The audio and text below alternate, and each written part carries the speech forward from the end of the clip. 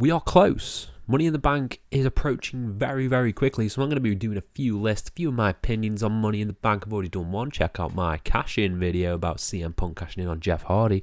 Should be somewhere above my face. But now we're going to dive into the 10 wrestlers who should have won Money in the Bank.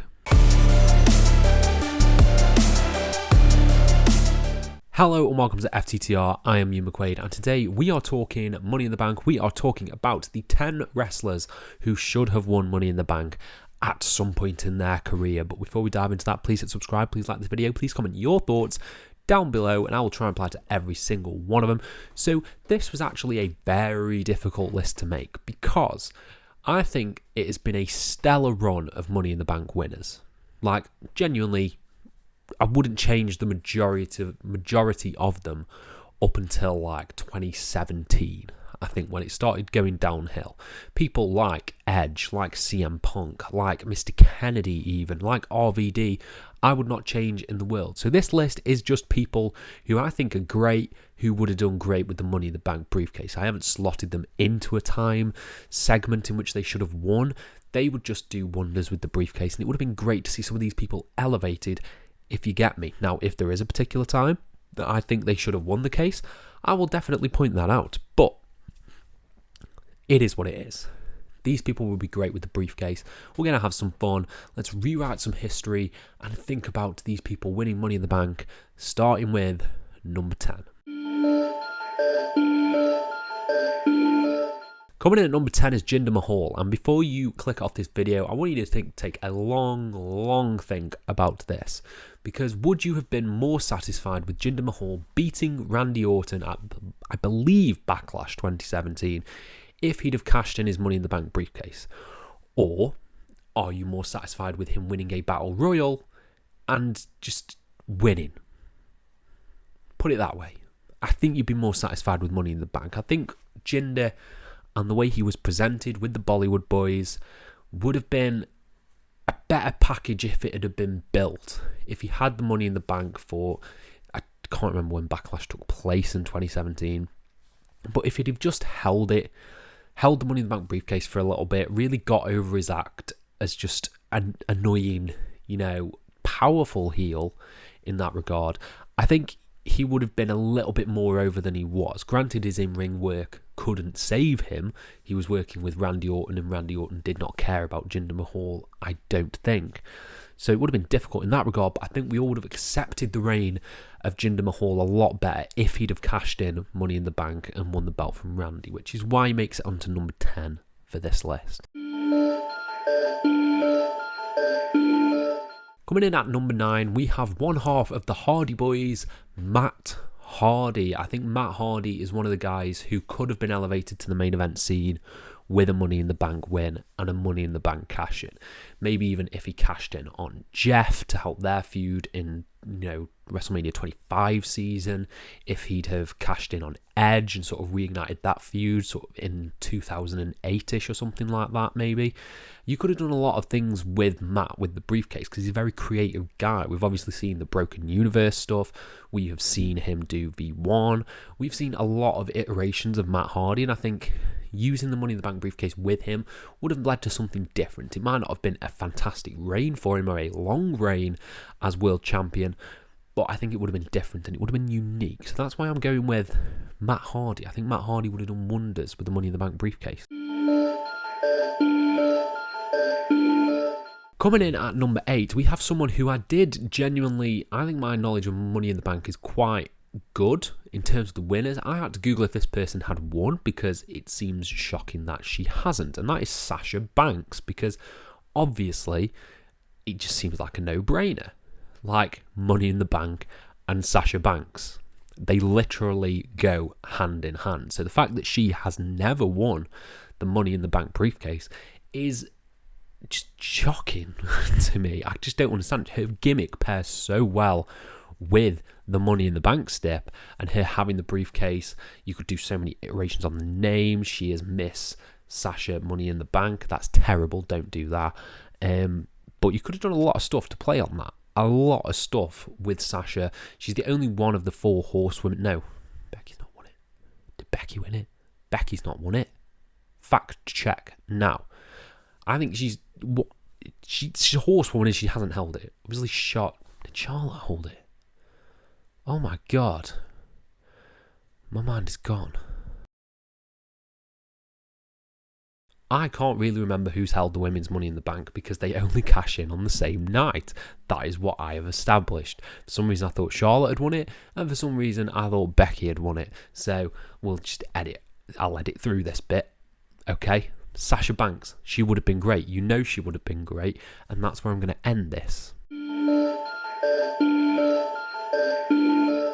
Coming in at number 7, we have Evan Bourne. I think if you're like me and you grew up watching wrestling in 2009, 2010 and sort of 2011, years that are well renowned for being terrible, apparently, even though we enjoyed them as kids, Evan Bourne was a standout. We all, of course, remember the airborne into the RKO, which was a thing of beauty, and he had a really good performance in, I believe, the WrestleMania 26 Money in the Bank ladder match. He was one of the big standouts, and I think him being a plucky babyface, maybe cashing in ahead of time on a heel champion like a Batista or a Randy Orton would have been really fun and would have really helped elevate him higher than he was, because he had a great look, he had a great moveset, he was main event ready, but obviously he was a smaller guy and they didn't really go with smaller guys at the time. So Evan Bourne, I think, really could have been catapulted into the main event scene with a win, even if he was the first person to fail the cash in, and you know, he got not squashed, he put on a really good showing against a dominant heel.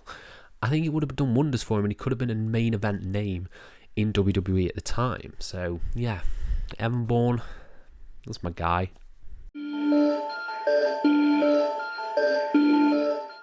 And at number 6, we have Cody Rhodes. Now, at what point, you may say, I don't think American Nightmare needs a Money in the Bank, but he probably could have won it back in the day. It's been reported that he was sort of earmarked to win the Money in the Bank ladder match, I think, at one of the WrestleMania ones, I think. Or was it the Damien Sandow one? It was one of those two, I think, that he was earmarked to win.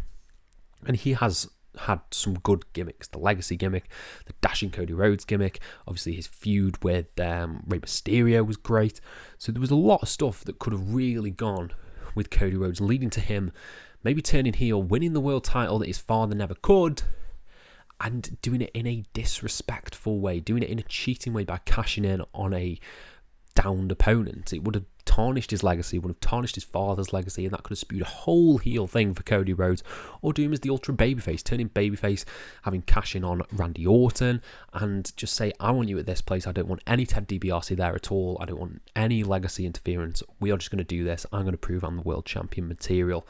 I think that would have been great for Cody. I think it would have been a great Money in the Bank holder, and yeah, seems like he'd really sink his teeth into the Money in the Bank.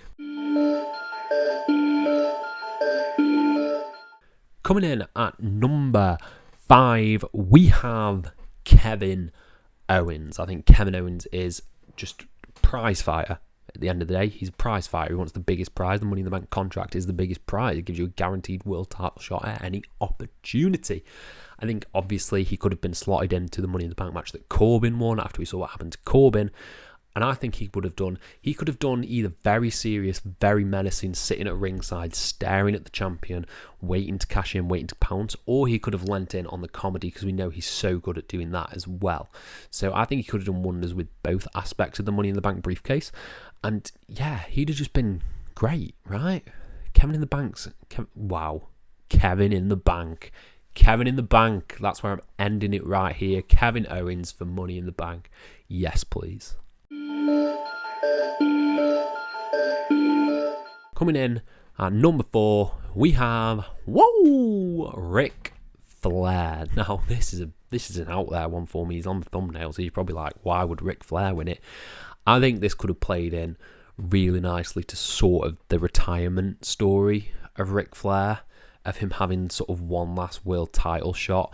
He overcomes everything. He overcomes all of these younger guys to get the Money in the Bank contract, to see if he can hang in the big leagues, and then he just fails. He fails at his cash in, and he goes on that soul search that we got, him eventually facing Shawn Michaels. I think it would have just been really nice in that slot, in that time period of WrestleMania 24, and having like a retired gunslinger holding his one last bullet, if you will, and just waiting to strike, would have been a really fun and emotional way. I think Ric Flair could have played it out saying, I'm going to hold on to this for an entire year so I don't have to retire.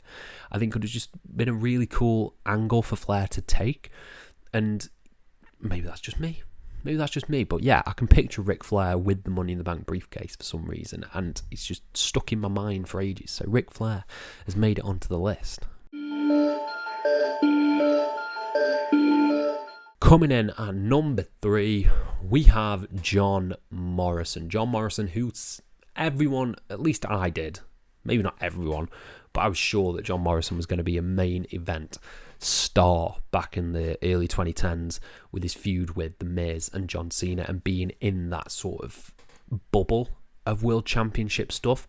Him having Money in the Bank, he's incredibly athletic, good promo, good look, he's got everything. He could play the arrogant heel, as we've seen him do with Eminem, or he could play the babyface, because we've seen him do great babyface stuff with The Miz. So I think, yeah, John Morrison was just so athletic and so fun to watch that it seemed like a complete misfire to not have him win this title, which would have catapulted him right into the main event scene. And yeah, John Morrison was always one of my favourites. His moonsault from the ring holding a ladder was silly at WrestleMania 24, but god damn it, it's memorable. So yeah, just give it. He should have just had the Money in the Bank. He should have had the Money in the Bank at some point. Coming in at number 2, we have Kofi Kingston. Obviously, there was one specific point that Kofi Kingston should have won the Money in the Bank, and that was in a roundabout his feud with Orton. That was when he was truly getting hot, before Orton buried him after he was the sole survivor at Survivor Series. He got up too quick for an RKO, and then he went right back down. But he should have been a Money in the Bank. The amount of crazy spots that he has given us in Money in the Bank matches, and the fact that the fans were so behind him. They had a new star in their hand during that Orton feud. He was a ready-made Money in the Bank winner, and one who could have cashed in successfully. I truly believe that era of Kofi Kingston would have been like Daniel Bryan levels of support at that time, because there wasn't anyone like Kofi Kingston on the roster at that time. So yeah, I think Kofi Kingston would have been amazing with the Money in the Bank briefcase around 2011, 2012, 2009. Just, why didn't you do it? Orton. That's why. And coming in at number 1, we have one of the most underrated wrestlers on the planet, and one of the people I think of most when it comes to Money in the Bank, and that is Shelton Benjamin. Shelton Benjamin was just bubbling. He was just bubbling on the surface of main event stardom so often, particularly after the match with Michaels, which is really remembered fondly. You have the really cool Money in the Bank stuff, his huge dive off the ladder at WrestleMania 25, him running up the ladder at WrestleMania 21. So many cool spots in Money in the Bank that he is, to me, Mr. Money in the Bank. When I think of Money in the Bank, I actually think of Shelton Benjamin, even though he never won the damn thing. So it's really sad that he never got to hold that belt. And he was so good. Like, Shelton Benjamin is a perfect wrestler. I think he didn't need any tweaking. He didn't need anything. He was the gold standard. Gold standard with the Money in the Bank on his quest for gold would have just been a really nice story. You know, even if he cashed in on, I don't know, the ECW championship or something like that, it would have been satisfying. And it's a shame Shelton has never reached those heights that he did in those Money in the Bank ladder matches. It's such a shame for that. But yeah, he's my number 1. My number 1 person who should have won Money in the Bank. But I want to know what you guys think down in the comments below. Do you agree with me? Do you not? Who do you think should have won Money in the Bank at some point in their career? Let me know, and I'll try and reply to every single one of you. Thank you all ever so much for your support, and have a nice day.